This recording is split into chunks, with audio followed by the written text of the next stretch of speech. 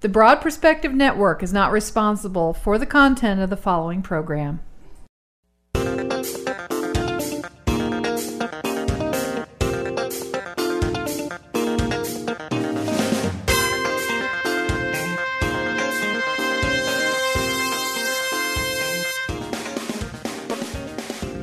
Good morning, everyone. Welcome to The Broad Perspective here on the Broad Perspective Network. I'm Vivian Komori. And I'm Katie Curley Nelson. And we are joined today by a good friend of ours by the name of Jakub Dolezal, and he is in the studio.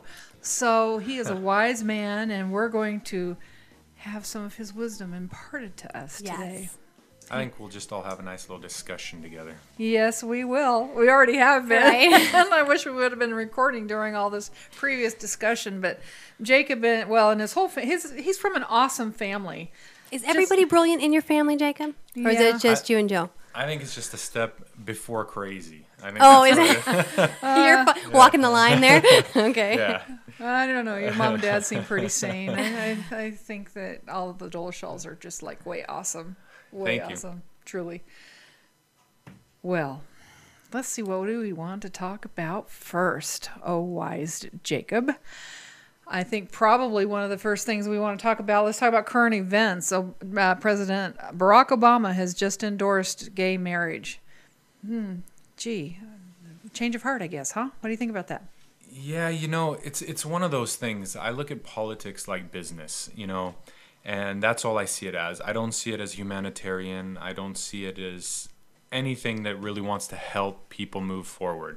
I believe it's just big business. And you can't really be mad at it because that's what it is. I mean, we live in a capitalistic society, and capitalism is based. I guess this is what I'll say, because Joe, my brother, makes a great point. Capitalism is a nice way of saying greed. There you go. Yeah, because what you have here in capitalism, for it to work, you need to make profit, and that's what's happening here. Bringing it back into politics, we have President Obama, endorsing gay marriage, which, whatever your stance on it, again, it turns into opinion, whether you're against it, for it. But what we get into is the timing of it. You don't have to understand what he is psychologically thinking endorsing this. You have to just take into point, okay, he's endorsing this. We have the election coming up. Is it because does he really stand for gay people, or does he just want their vote? And, he's a grown man, older than I am, and I can already tell you my stance on this, but my stance really doesn't matter. It's with what he's doing. And his stance is, okay, all of a sudden we're going to say gay marriage is okay and we should make it okay. And we should stand behind it as a nation because, of course, he is the first black president. You're going to have everybody jumping on the bandwagon. See, told you, great idea to have him as a president when, I thought we got rid of this whole black and white issue like 20, 30 years ago. I mean, from my standpoint where I'm raised, I got rid of it 30 years ago. But we're still holding on to it. And I don't know if it's even us that's still holding on to this issue, or if it's media and everything trying to rile up these issues and bring them in when they need something to play out. Marketing campaign? Exactly. Just business, back to business. Right. And so what do you get? You get Obama endorsing gay marriage, and, he's the first president to have the guts. I mean, does he have the guts, or is it just he needs more votes? I personally think it's just needs more votes. But do you think that really will attract more votes, or will it alienate votes in the other direction? I mean, with the religious right, they may have voted for him to begin with, whereas they won't now. Really? I know. And that includes a lot of the African American population that might be fundamentalist Christians. That might then alienate. So does that balance out, or does it offset that numbers game of votes? I mean, I think the gay vote would be a very popular and an important vote, and yet are the people that are vehemently opposed to that in greater numbers? I mean, that's the question I would have. Mm-hmm. I mean, my thing is here. I think getting the gay vote would help. Why? Because what you had happen with gay and the homosexual community is you had them with what's going on in media, and this is just my observation, and I will stick to it. With all these identifying markers like I'm gay, I'm a transvestite, I'm this and that, you had them segregate and pull away from the rest of the community. Right. Which, I mean, I can understand because there are certain people that are highly against them and really speak out against this. But this community, which is the homosexual community, a lot of them are very outspoken. They're very hard workers, and they all stick together. I mean, if you've ever been to a gay community, like, for example, West Hollywood, I mean, they have the most cleanest clubs, nicest, like, areas. I mean, the whole, like, West Hollywood is a beautiful, clean city, you know? So it says something about, like, their, you know, I guess you could say what they want their social perception to be, but I mean, that's where they all go, and that's what they want, you know? They want, they're put together well, you know? I mean, again, yeah, I mean, look at them, you know, clean, usually take care of themselves, very nicely dressed, beautifully. And so where does this take us? You know, you have these people that are very, you know, outspoken with a lot of things because, you know, probably in life, life was a little harsh on them, so it makes you stand up that much more. So they become active, you know, on the political scale. So they're going to get out there and vote, whereas other people aren't going to vote. Now, this brings me to the other thing. This is where it's kind of funny to me, you know. I really personally believe if it was like a white president, it wouldn't go over that well if he supported gay rights, like gay rights to marriage. That's what I believe. I really think it's key. I really think it's key on a political scale that it was Obama and the fact that he is African American, or at least half African American. Because in that sense, and as much as nobody wants to kind of admit to this stuff, it makes him untouchable in a way. Because of the minority status. Because of the minority status. Because even if you do attack Obama, you have to be very careful at the way you do it. Because, again, you don't want to be labeled a racist, a bigot, or anything like that. So it's a touchy subject. It is a touchy subject. So you can't, even if you're talking about his policies and you don't agree necessarily with some of the decisions he's made, then you're a racist because you don't like him. Even though I don't care about the color of the man. I'm talking about the decisions that he's made or hasn't made. And even then you're labeled a racist because it's easy to do that. It's easy to go ahead and say, well, you're not with him. Well, then you're against him. Then you're a racist. Isn't that the purpose of all of this, though, is to polarize people? Everything has to be polarized. And I'm of the opinion that it doesn't matter what decision he makes because he is a man of influence. He's not a man of power. A president in this country is not powerful. Puppet. They're a puppet and they're influential. But then that gets back to the whole conspiracy thing, you know, and a lot of the stuff which I personally believe that that's exactly how it works, that he is doing exactly as he's supposed to do, as the I don't know if the word is cabal or as those people that are really in control want these things to happen. He takes the brunt of it, but it doesn't matter who's in. These things would happen as they're supposed to, with the intention of polarizing us. And that's the gay marriage thing, I think, is that as well. Polarized. See, when we talk about gays, we talk about them, maybe because maybe we're not homosexual, but we're all still just people. And I have lots of very dear friends that are gay, that are in gay marriages. I don't even look at them as anything. But to me, isn't that just a sexual preference anyway? I mean, we're all sexual beings in our own way, so...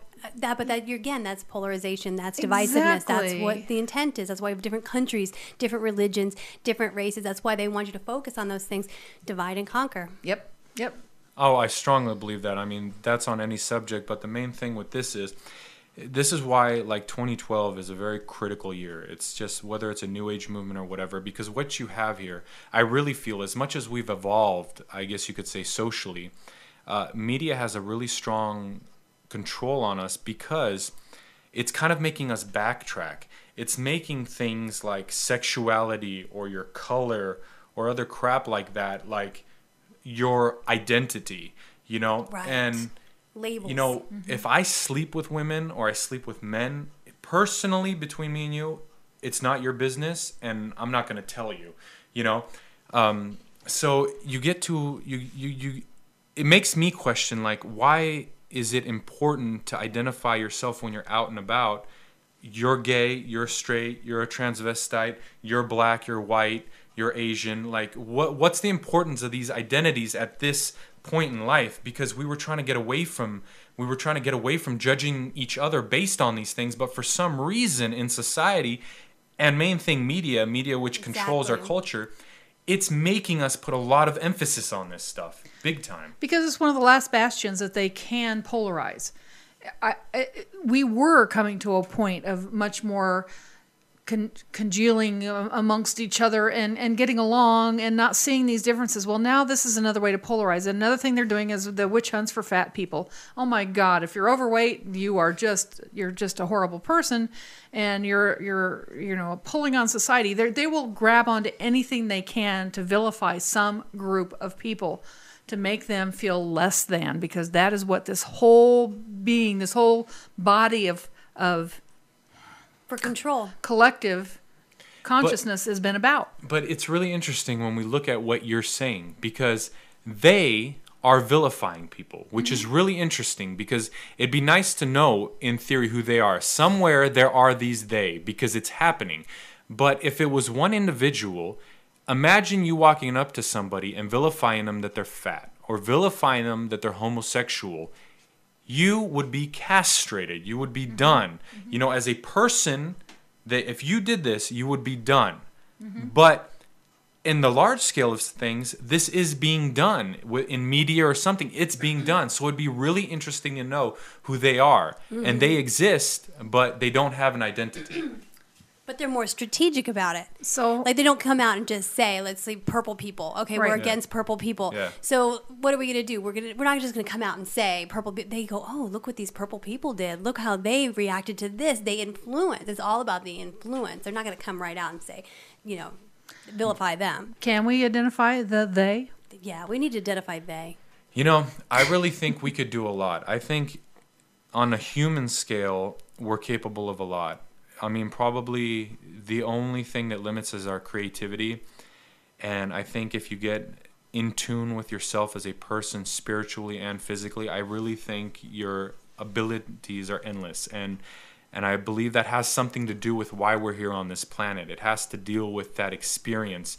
We're here to experience, and I don't know if it's to be here eventually for eternity, or if it's something we're bringing back with us, because personally I've listened to a lot of people, I read a lot of books, and nobody's got the answer.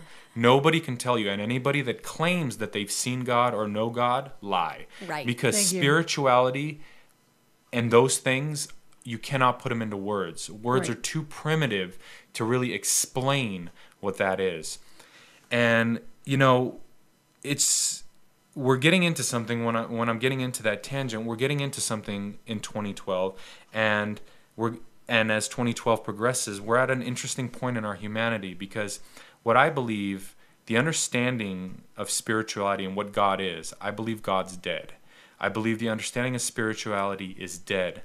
The last time this happened, I believe, is when we had Jesus come to this planet. Whether he did or didn't, I don't know. I'm not going to get into that. But the whole idea of Christianity, I believe when Christianity itself happened, it was because God died and we needed a new explanation to know how to deal and act in life and amongst ourselves. Because, the knowledge there is just, the way it's put is if you take your time to understand it, it makes sense. But we've evolved. We have electronics now. We have these alternate realities that are going on from TV, video games that just make you think differently. And not to mention, our sun's slowly moving from one constellation to another, that our bodies are processing things differently. So we're at a point where we're going to have to develop a new understanding to everything that's happening. And I really believe that in this lifetime of ours, we're going to see something dramatic happen. Interesting. Do you think in this lifetime of ours, Yes. does that include me? Because I'm quite a bit older than you. Oh, yeah. Honestly, I'd put 10 years. I'd really put 10 years. I really see something within that really developing important. I don't know what it is, because nothing in this life happens black and white unless whoever it is wants you to make an opinion. Like, for example, 9/11. That was so, action-packed movie type thing to happen that it's like it didn't just naturally happen, because in nature the way things happen, they're kind of gray. Everything's gray, and it's all, and the way you take into understanding about it is your perspective. So the way one person sees this, it's different. But what 9/11 made us see is very dramatic. So what's going to happen, is whatever you believe, whether you're New Age and you go into the whole ascension theory, or, you have the Bible with the apocalypse coming and all that. I really believe that we are going to have something happen. I mean, it's something interesting is coming, something amazing. Now, whether you're going to be in tune with it to be able to see it, you know, because like they say, many will look with their eyes but not see. Mm-hmm. That's up to you, and that's about your self-development. But, you know, I really think with everybody jumping on these New Age bandwagons and all this other stuff, I think they're going to overlook it. And they're, you know, whether you're jumping on a subject like New Age or you're getting onto things, conspiracy theories, when you jump on these bandwagons, I think you're going to be so desensitized that you're not going to be able to pick up on what's really happening, because it's going to be gray. It's not going to be fully defined black and white, you know. And this is where you get into these realities. You know, people a lot of times say there's multiple different realities happening or dimensions. And to my understanding with things, how they're happening now, I do believe that. It's hard to identify, and I really didn't understand it. I just think people are talking in theory and not really taking time to look around. But, you know, I think if you take time to understand yourself, you'll notice that people around you on this planet, you don't connect with everybody. A lot of people look like they're zoned out. You know, a lot of people, when you talk to them, their mouth drop. You know, it's just you don't connect with them. A lot of people, you'll see them driving on the freeway, and you'll go, logically, why the hell did he do that? You know, it just doesn't I say that on a sense. daily basis. Exactly, I know. And so my thing is, what I'm coming to understand, because especially where I'm at, it's really hard for me to make friends because I'm very blunt and with the things I say and talk about, that, you know, what's actually happening here is it's the different realities we have. They're in a different reality than I am. You know, because again, you know, when they talk about ascension, when they talk about this new reality that's going to happen, it's not going to be black and white. You're not going to be all of a sudden disappear and like, you know, 6.5 billion of the people are going to disappear and they're going to be in a different reality. That's not going to happen, because it never happens like that. Unless, of course, somebody wipes them out chemically or you know, with nuclear weapons. It's not going to happen. It's subtle.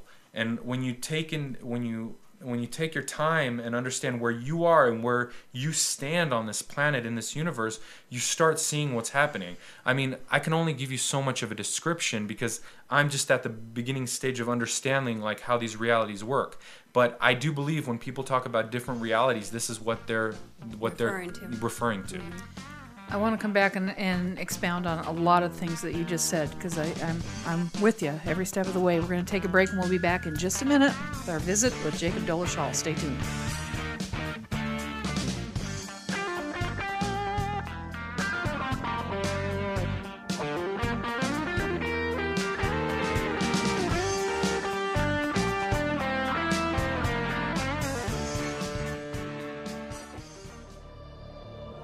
Do you ever wake up and ask yourself what's really going on in the world you live in?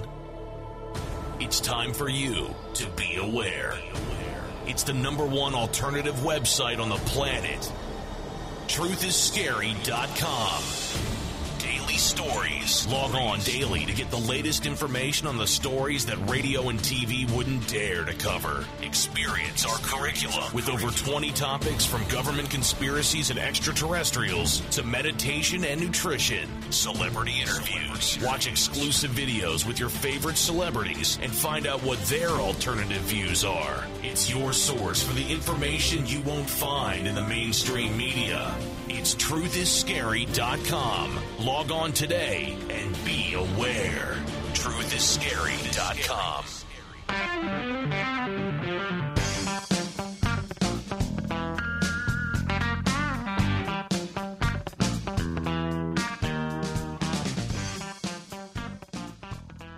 Welcome back to The Broad Perspective here on the Broad Perspective Network. I'm Vivian Komori. And I'm Katie Curley Nelson. And we're continuing our visit with Jakub Dolezal, and we've been covering lots of very interesting subjects. The rabbit hole goes deep. Yes. And we are taking a journey just actually around the edges. But one of the things you said, Jakub, in this last segment, God is dead. So is there a supreme being or is there not? Is there source energy? Is there not? Is there...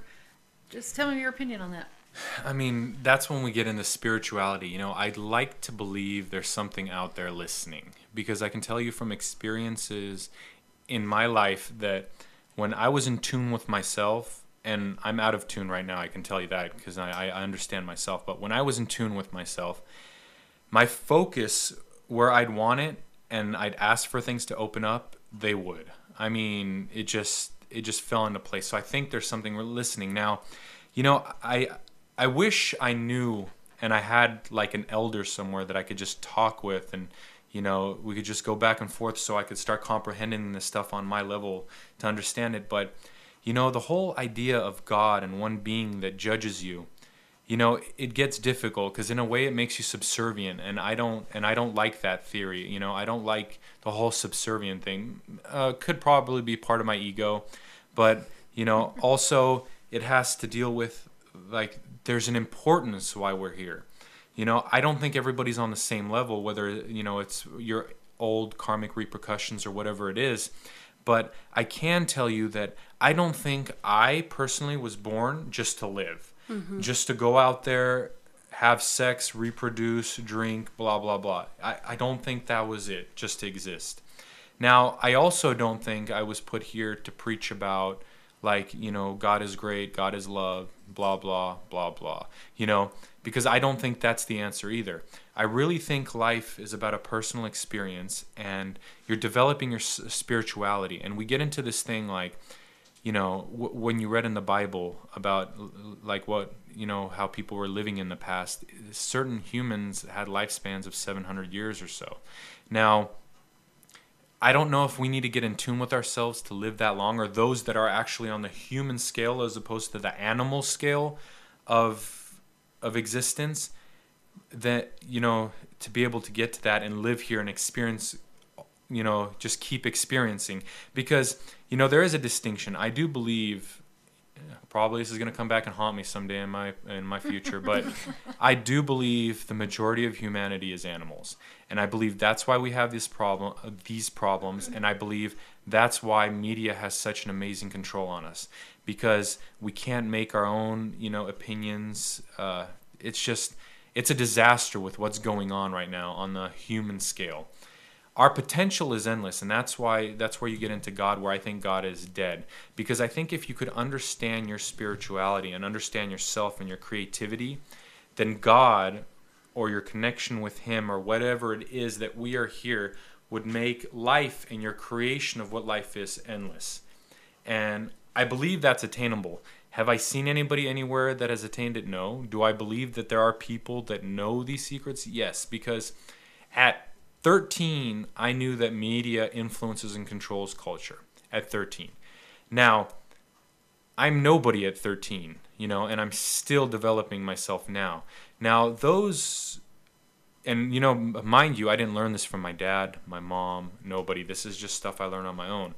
So you can only imagine what some of these families, these ancient families that tie their bloodlines, that go so far back they could tie themselves to the Romans and such, that pass down all this information through the family, you know, the literature, the knowledge, what they know and what life's about and what it's for.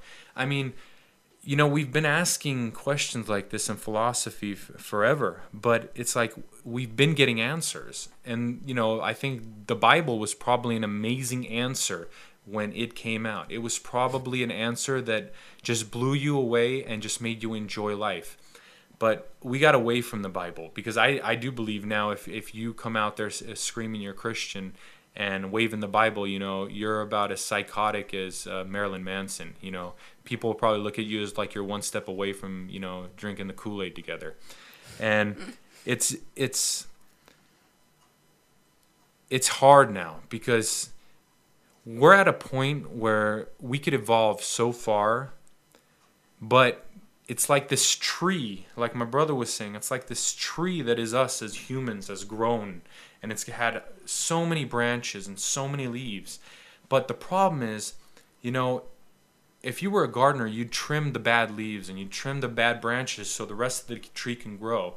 But we have like so many people that act without ethics, without morals, that just destroy the rest of the tree of life for us, that we can't even grasp onto the basic understanding anymore. So answering something about like, is there God, or, you know, is there a supreme being or something that we're in tune with, it's like you can't even get onto that, because it's like you don't even have a second to understand yourself or breathe, you know? There you go. You just said it. Those last few words, that that's it. And that's something that Katie and I talk about all the time.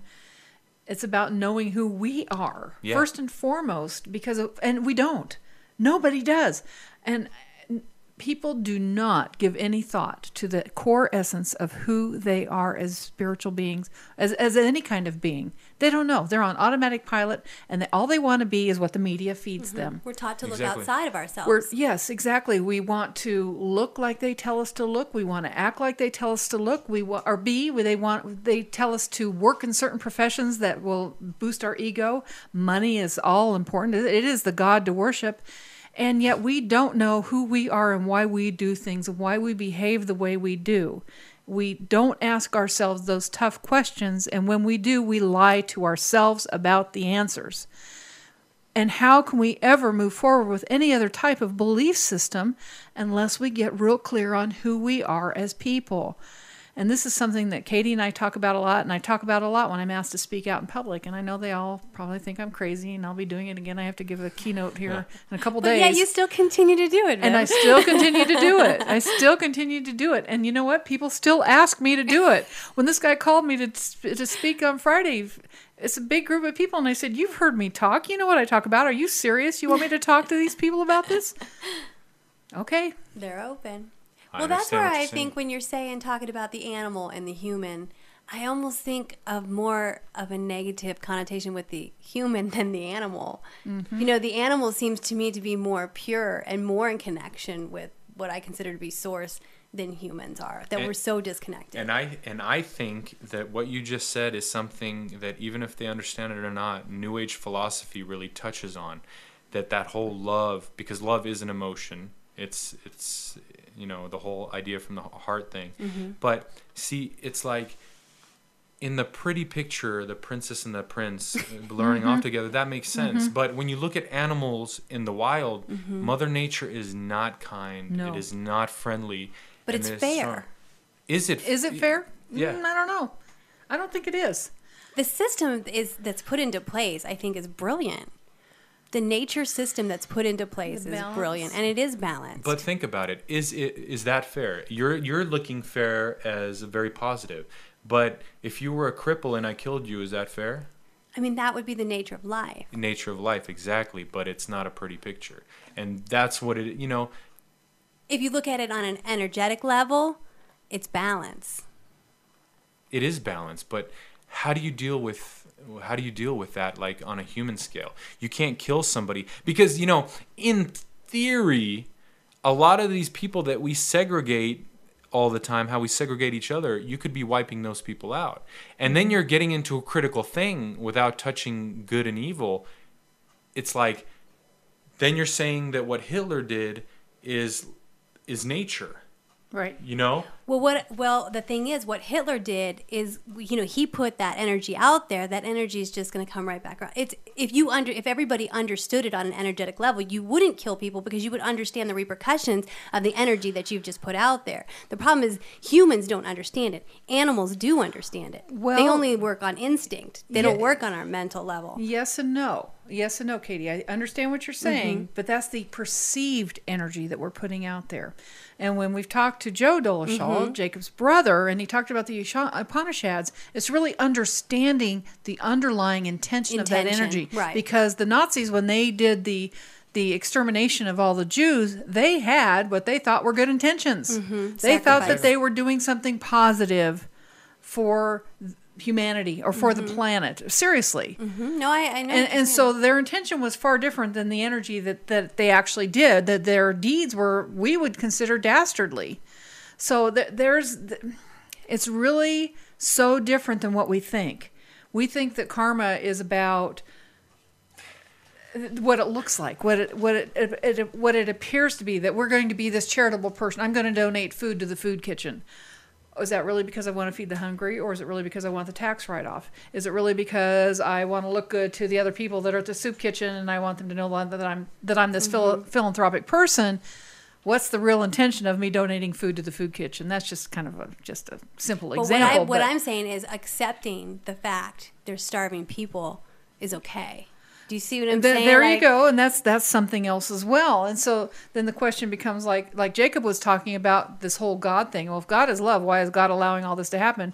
My personal opinion is if we believe God is love, we also have to understand if God is everything, God is also hate, God is war, God is famine, God is pestilence, God is love, God is the waterfalls. I think source is without judgment. Source is without judgment, and I don't think source cares. I don't think source cares what happens to any of us. I don't think so either. It's all about the expression of source anyway. So whether you express it one way or express it the other, it doesn't really matter. It's completely indifferent. You know, and that gets us on a touchy subject because, you know, if we were an evolved race, if we truly had freedom of speech, you know, you could say whatever you wanted and, you know, we could wipe it off of us. You know, today, like, look at it. We're tiptoeing around certain things that we're talking here, like a subject about Hitler and the extermination of Jews. You have to tiptoe around it. Sure. You know what I mean? And if you really had freedom of speech, you could say what your opinion is about that stuff and walk away from it and still be able to have a career the next day and do things. But, you know... That's where the legal system comes in, not the nature system. That's the difference between the two. See, the thing is we're getting into this touchy thing. It's like... Humanity can't even deal with us communicating on a primitive level, which is actual communication verbally, you know, because it's like, don't judge, you're bad. But you judge, you have to judge because it's like, it's what makes you move around in this planet. It's like, you don't touch the stove because it burns. I judge that stove. I'm not going to mess with it, you know? And it's like, you're not going to go into the ghetto if you're a single female, you know, that worries about things. It's just like you're not going to do things because it's based on your judgment. And as much as people are afraid to judge, then you're lying to yourself. And then you're never going to get anywhere. And that's why we don't get anywhere because everybody's judging. Everybody acts like they're not racist. Everybody acts like they're not hateful. It's like this is where you get into the main thing. For you to love, you have to hate. I'm sorry. You can claim to me all day and all night that I love with purity and I have no hate. Then you're full of crap. You're like the guy that claims he knows God and you know is the dirtiest person because it's like in this world you have to know both sides. That's how you set a value to something. And if you do not do that, you're saying your philosophies, and then at the end of the day, after you've had a million followers behind you, and I have all these people like, oh my God, you're so amazing, and then they end up finding you're molesting kids, and, you know, and then anything that was good about what you said just crumbles. Thank you. You know, it just crumbles. But understanding that love and hate are actually just two parts of the same emotion. Really, it's part of the spectrum. Love and hate are not opposites. They're the same emotion, only opposite ends of the spectrum of the same emotion. Okay. Well, that's an interesting way to look at it as well. But those same people that you just mentioned, Jacob, those same people are the ones that are always looking for a savior because they don't know themselves. They want Jesus to come and save them, or Muhammad to come and save them, or the ETs to come and save them. Now are going to now it's going to be the aliens, or it's going to be the new president is going to come and save them, or it is going to be there's something. Jacob's going to come and save them. Now there's going to be you, Jacob. Yeah, you're going to come and save them. Somebody else is going to come and save them. And they will follow because they don't know who they are as individuals themselves. And we're getting the signal that it's time to take a break. And we'll be back in just a minute with this exciting discussion with Jakub Dolezal. Stay tuned.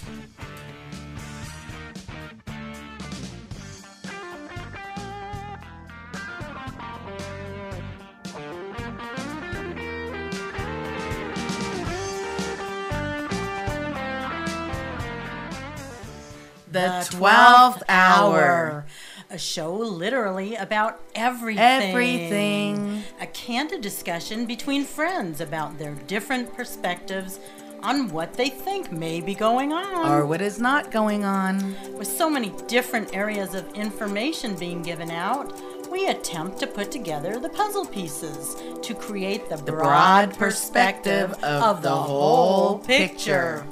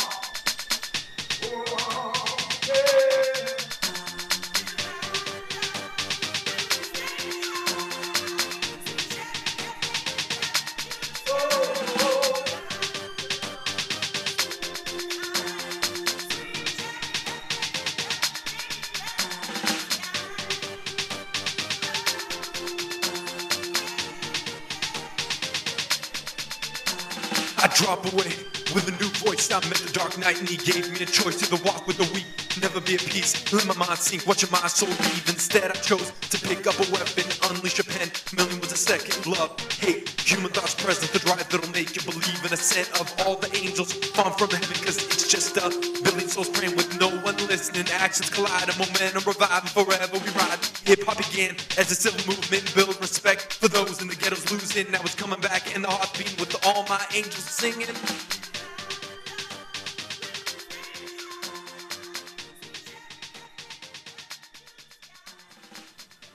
You were just listening to Jakub Dolezal and his brother Joe. Is that correct? And do you have a name for your band? Yeah, we had a little thing called Momentum. That was the name we were using. I like it too. Right on. So we probably should say if they wanted to get that CD, would people be able to? I think they would be, but I think we could put that information on your website. Okay. We could do that. Absolutely.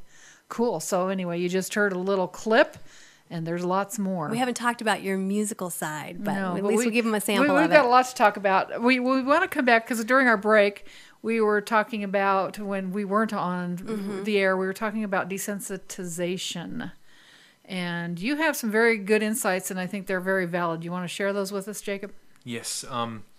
The word desensitization. Now, I don't know why that word makes me stumble, but it's a very... Always, huh? Yeah, I know. If I try to say it quick, I can't.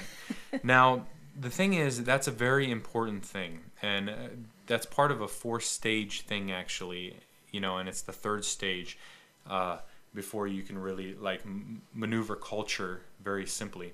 But desensitization, what that does is it makes you, how can I put this? What it does is it makes you not be able to see what's actually happening around you, because so many outrageous things are going on. And you need ethics, you need morals to be able to function correctly. Now, when you start lowering the level of that and just keep going farther and farther and farther, when something really bad does happen, you don't see it. And it's just, for an example, is like TSA, with them being able to touch you and search children the way they do. I mean, if we were 50 years ago, people would flip out, regardless true. for your safety or not. It would be like, you can't go there, that's wrong. Seeing images of naked people and naked bodies for their safety, I get what you're saying, and I'm afraid of flying as well, but there's a certain point where certain things you just can't let happen. You have to have a certain value for yourself, and we're at that critical point where it's like we're having so much taken away. And are we getting it is it taken away, or are we giving it away?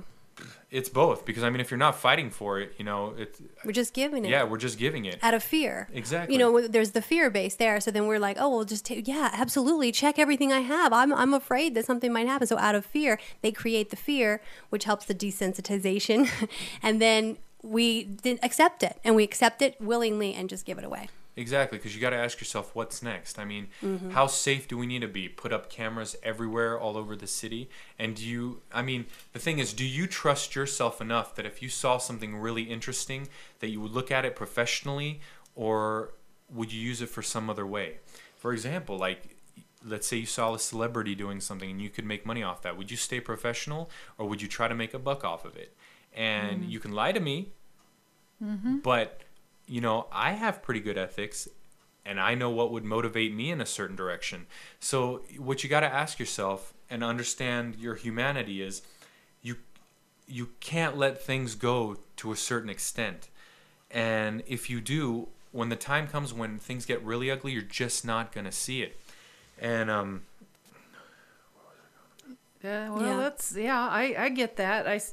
That's happening all the time. It's just it's like our weather patterns. You know, we've had some major disasters, and then the next major disaster comes. So people like, say, Alabama, those tornadoes that went through there killed all those people, wreaked havoc, and it was 4 weeks later we had Joplin, Missouri. So and what happened in Joplin was horrible. So everybody forgets about Alabama, and then after Joplin, it's Indiana, and everybody forgets about Joplin, and the list goes on because there's something to distract them from what just happened. So the aid dries up. You know, people were very good to help, to donate, and to be of service to those places while it was in their consciousness. But then the next one happened. While it was in the media. While it was in the media, thank you, which kept things in the consciousness. Right. And we had those blackbirds that died in Arkansas. Remember that? Yeah. Well, that's been happening almost daily around our planet, that there's species that are just dropping dead.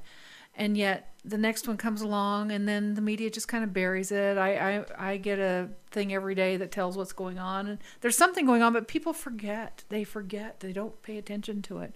I mean, yeah. I mean, if you just looked up in the air, sometimes you'd notice it. I can tell you personally that if they say that it's going to rain, if 2 days before you start looking up at the sky, you will see grid patterns. Now, you know, whatever they're putting in these so-called chemtrails, I don't know whether some people say fluoride, whatever it is, but I do know that here in LA, 2 days before you're supposed to have a big storm, and I mean, it could be a day like today where you look outside, not a cloud in the sky, and you will start seeing grids, just grids being flown by planes with clouds behind it. You know, and it's like 50 years ago, would we have, started protesting and said, what's going on here? What are they doing to us? What are they spraying out there? And now it's like, oh, it's nothing. It's like people look up and they don't even question it. Like, why would you be spraying grids up there? Like, what's the point? Does it have any effect on me? But, we want organic food. But it's, we want organic this. But it's like all of this stuff is falling out. It's all coming onto that. So what is organic? What isn't organic anymore? It's funny, too, that you say that, because I was just telling somebody the other day about chemtrails, and they're like, they think contrail. You see a plane, you see something behind it. Oh, that's the contrail of the plane. Nobody even thinks about it. So once I opened her eyes to it, and I said, no, really look at it. It lasts for a very long time. There's grids in the sky. And she's like, oh, my gosh, I wish you wouldn't have told me about that. Now I see them. Some people would just rather live not knowing, though. I don't think that people want to know the truth. Exactly. And to me, the thing is, it's like, it's not whether a chemtrail is bad or not. Who knows what it could be. Maybe, environmentally, we're so far destructive that they could be helping control the weather and making it rain. Otherwise, we'd have dramatic droughts. Helping us, yeah. Exactly. The thing is, you just don't know. Right. But the thing about it is your existence needs to educate itself and go, why is this happening? We just need to know, why is it out there? The thing is, too, it's like, would you tell that to people? Because they might flip out. You just got to look at it like, are people capable of, having the answer? And that gets us into so many other subjects. Are people capable of the answers? Can we handle the truth? Exactly. That's a great question. Exactly. Even with aliens, you have people, I want to know about aliens. Are they real? Are they that? If they were, what would it do for you? And, what would you do about it? It's like, can people even handle that? I mean, imagine if your whole life is based on one spiritual being, and, our existence here is the only thing that happens in the universe, and then bam, a whole nother world. Are you going to be able to mentally, like... accept it? Yeah. Or are you just going to have a mental breakdown? And... we are that fragile. You can say, oh, I can handle anything. No, we are very, very fragile people. There's things, if you're observant about yourself, that, today wouldn't even harm you, but things in your past that happen subtly. Maybe somebody said something to you, or your mother said something to you, and maybe that's why you act now the way you do towards women. And you're just not picking up on it. But we are that fragile. And it's like... you get back to desensitization. If you're not in touch with yourself, you're not seeing what's happening around you, and therefore you can't deal with yourself, you can't deal with the world, and you definitely can't deal with the bigger picture. Yeah, we are very fragile. Look at all the people that are going postal now. I mean, that's serious. I don't know that that's politically correct, Ben. Going postal. Okay, Right. I'm just sorry. kidding. I'm just joking. Yeah, well, okay. But I see what you're saying, though. Yeah, but people they're snapping. They're snapping. They're just, and it's every day. Every day, people are snapping and doing terrible things. But it's both sides of the spectrum. Was it Norway where the gunman? Yes. That was an amazing thing from two sides to me when you think about psychologically. My thing was, that a guy even thinks about doing that, it kind of shows you where we are. But something that he said really stuck into my brain about how really fragile people are. He said that when he was murdering people, when he was reloading his gun, people would stand there frozen. They didn't even have the flight mechanism within their body to run. He said it is something that amazed him, that as he was reloading the gun and these people already witnessed him murdering other people, they would stand there and not charge him. They didn't do anything. They just didn't stood there run away. in fear? Exactly, just stood there in fear. Now, Wow. imagine if something else crucial like happened in life. I mean, imagine if we got the answers. Imagine if we got aliens. Would we just stand there in fear? Yeah. Would you just self-combust and just, zombie out and be done? That's the question. Zombie out. I like that. I think people would. I think people would zombie out. That's a good way to say it. Zombie out. Coin the term right there. Zombie out. Yeah. And spontaneously combust. All the above. Because I don't think that the average person can handle it. I think that line from A Few Good Men is so appropriate. You can't handle the truth. People cannot. And I know one of the things that I just read, in the last year, the Hidden Hand article about the segregation of energies between the people who are in service to others, people who are in service to self, and the lukewarms, which is the majority of people. And in the Bible, it says, the long and wide is the road leading to destruction, and narrow is the path that leads to everlasting life.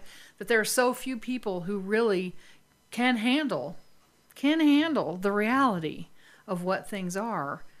So few.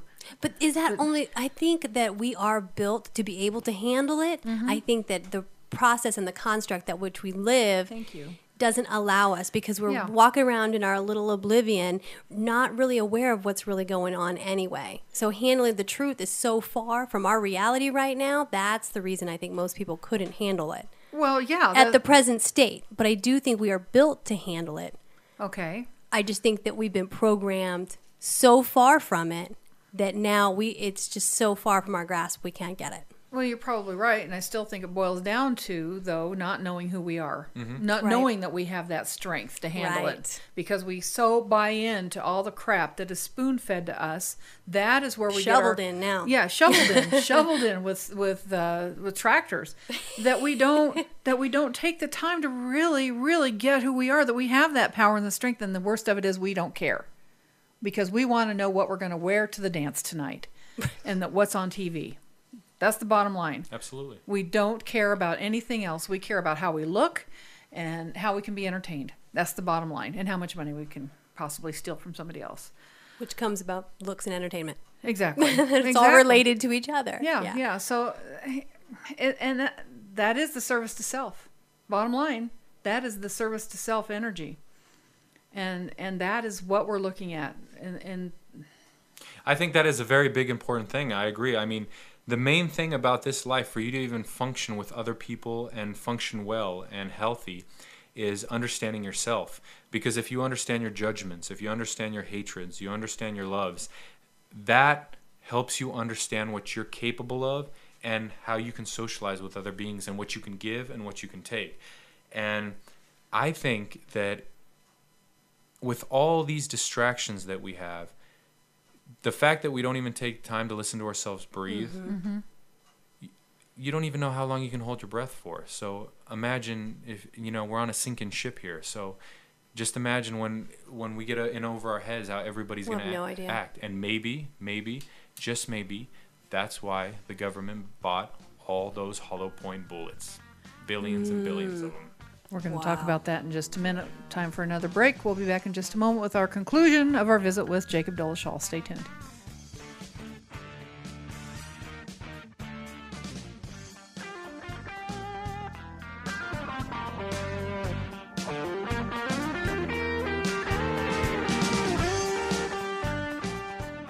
BPN, Join the awakening. The Broad Perspective Network is a portal designed to reveal a new perspective and reality to those who wish to know the truth about the world we live in and our role in it. BPN, see beyond the illusion.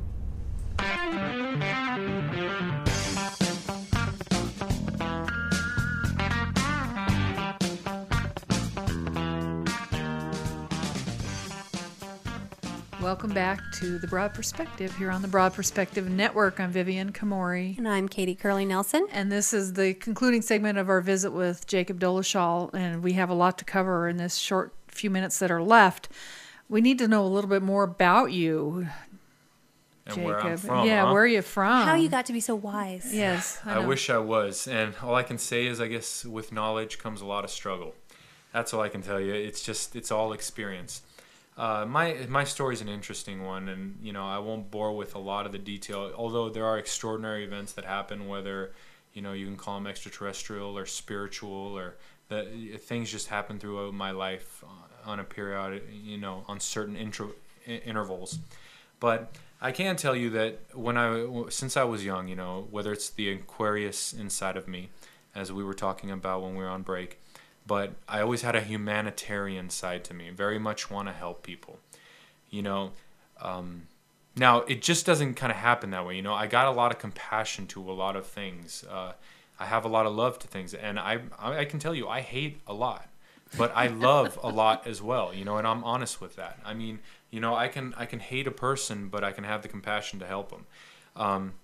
But ever since I was young, I want to help people. I want to help people. And around 13, I started getting into philosophy of things and, reading interesting books that got me into thinking about, like, culture. What influences culture? What influences people? I want to be a leader like Alexander the Great and unite this world in a thought.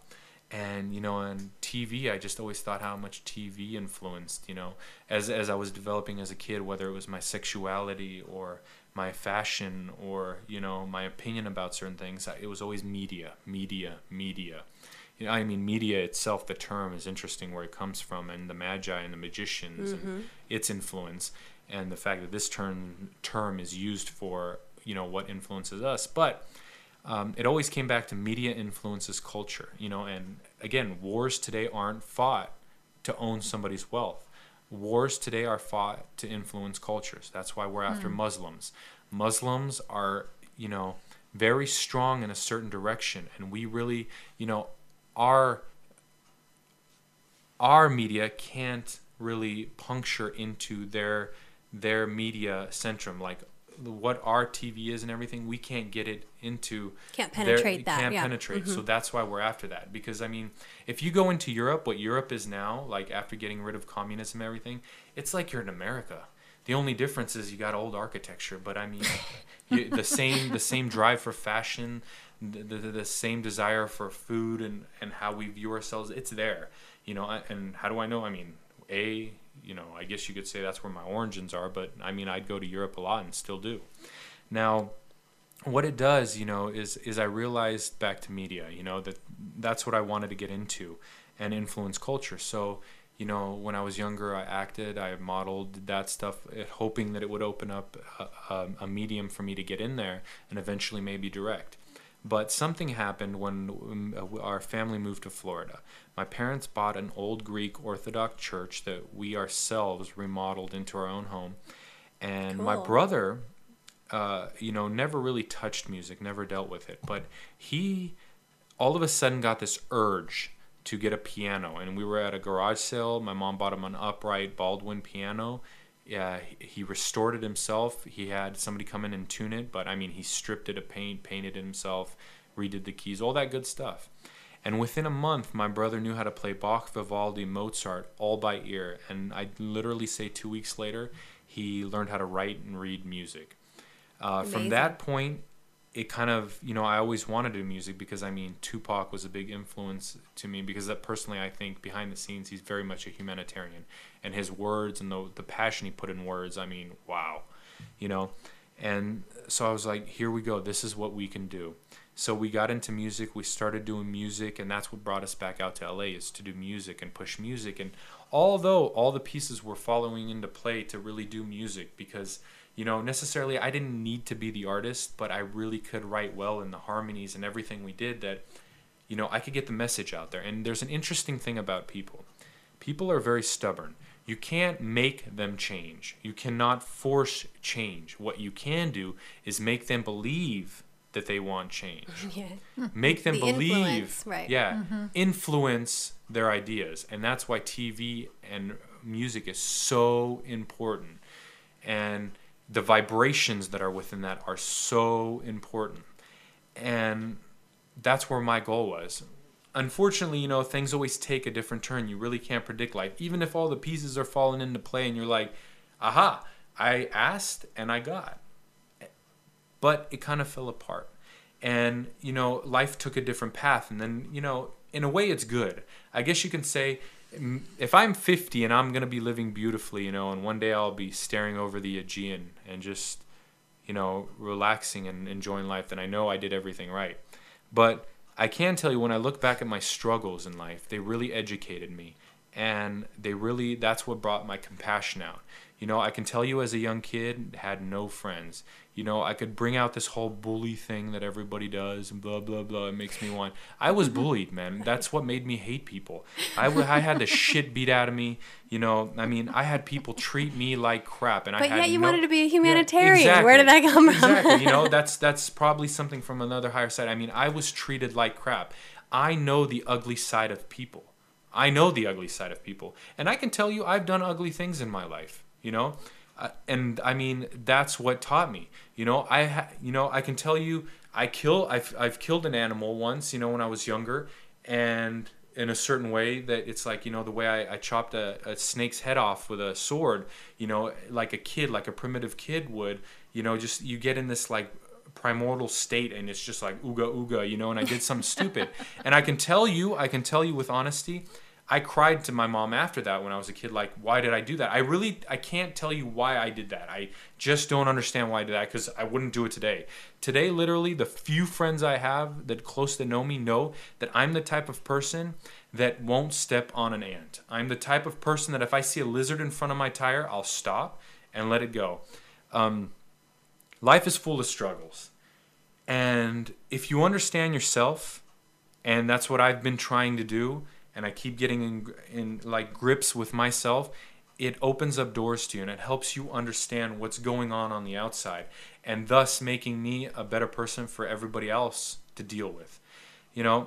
And that's where I've come to with an understanding how I can help this world, you know? Again, I guess you could say it's live by example. And, you know, live by example comes way before me. Be the beacon. Exactly. Mm-hmm. And again, you know, it's like we're looking for these answers. We want these answers. But I just said something, you know, be the example that you want to be on this planet. Like, you want everybody to be a certain way. And that's been on for millennia, you know. So it's like maybe the answers are already here. Maybe everything we need to know is right here, right now. We're just so desensitized with everything that we just don't see it. We're looking with our eyes, but we do not see. I think that's it. Very well said. Mm-hmm. Jakub Dolezal. What a pleasure to chat with you today. I know you'll come back and chat with us again, won't you? Yes, and thank you for having me. We're honored. Stay tuned, same time, same place next week for The Broad Perspective. Remember, it's all perspective. Join us and broaden yours.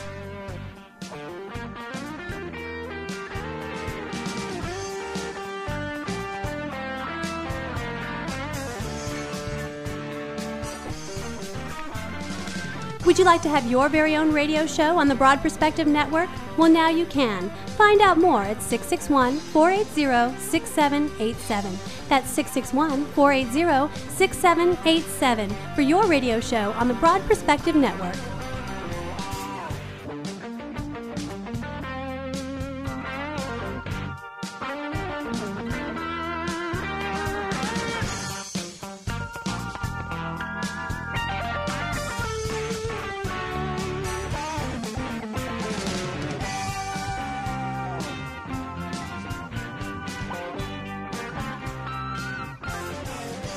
check out The Philosophy of Me with Dennis Komori, Wednesdays at 9 a.m. For details on this show, go to thebroadperspectivenetwork.com.